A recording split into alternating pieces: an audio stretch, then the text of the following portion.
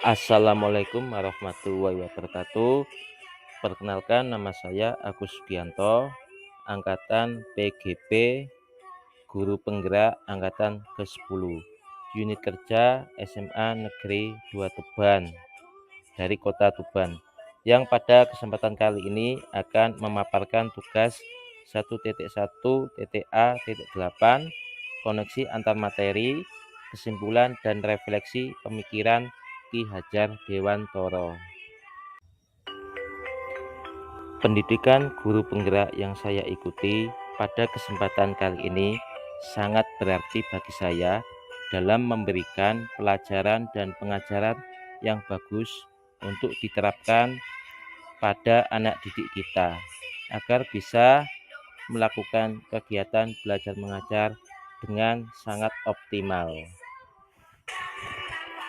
Dalam kesempatan kali ini, saya akan memaparkan kesimpulan dan refleksi pemikiran Ki Hajar Dewantara pada tugas koneksi antar materi pada modul 1.1. Saya akan merefleksikan diri saya melalui 3 pertanyaan berikut ini.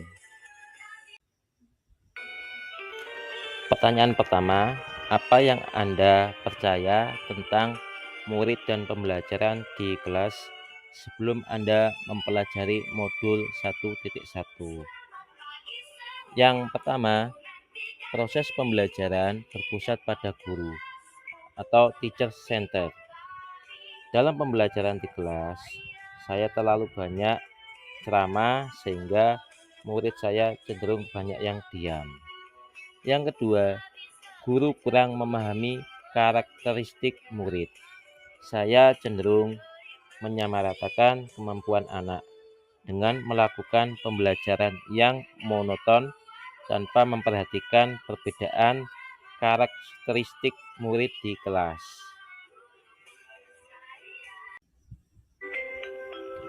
Ketiga, rendahnya motivasi murid sehingga mereka pasif dalam proses pembelajaran.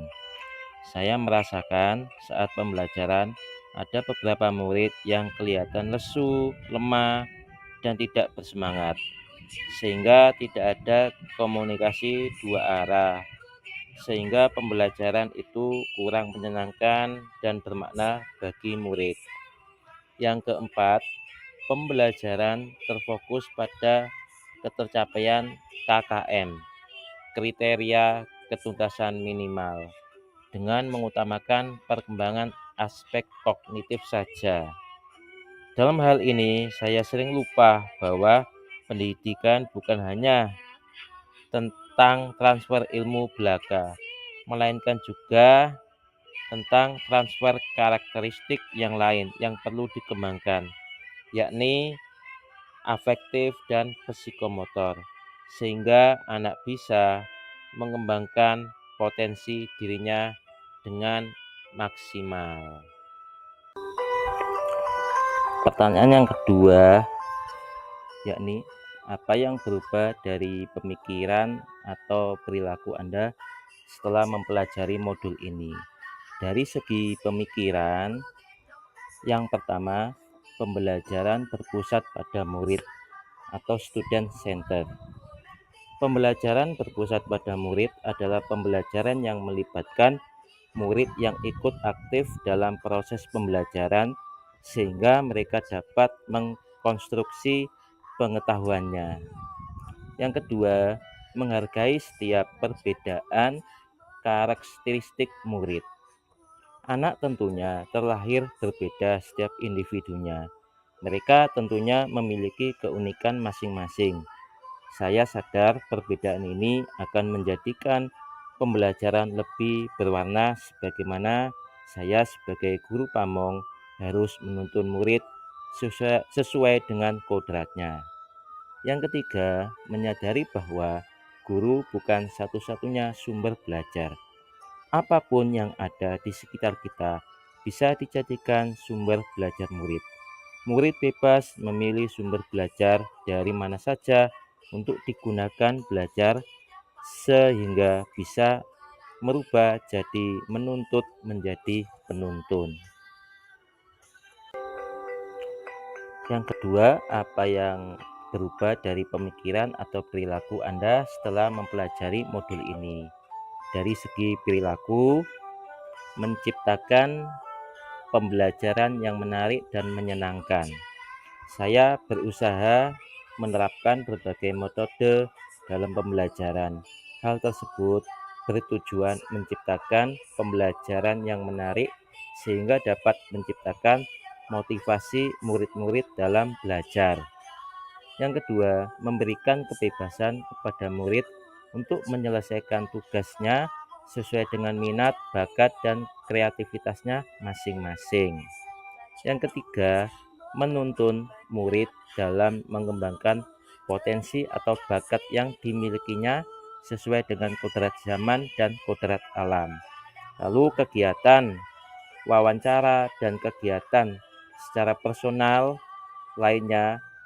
Dari situ, guru akan tahu potensi dan bakat yang dimiliki oleh setiap murid, sehingga mampu menuntun perkembangan segala potensinya dan bakatnya secara maksimal.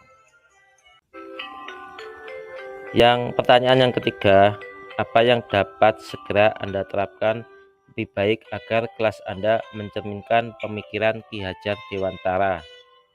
Yang pertama, merancang dan melaksanakan pembelajaran yang interaktif dengan melibatkan murid sehingga mereka mendapatkan pembelajaran yang bermakna dan menyenangkan. Kedua, menerapkan konsep merdeka belajar.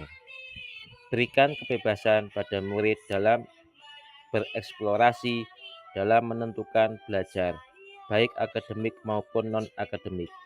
Guru tidak lagi menjadi sumber utama, namun guru harus kreatif agar murid bisa dibimbing dan diarahkan sesuai dengan kodratnya.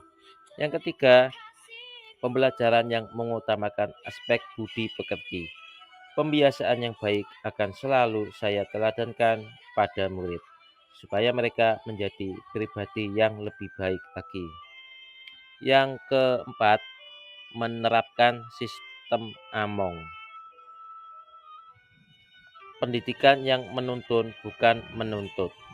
Memberikan tuntunan dan arahan agar anak tidak kehilangan arah dan membahayakan dirinya. Dan yang kelima, pembelajaran sesuai dengan kodrat alam dan kodrat zaman. Maksudnya adalah mendidik sesuai dengan kodrat alam yang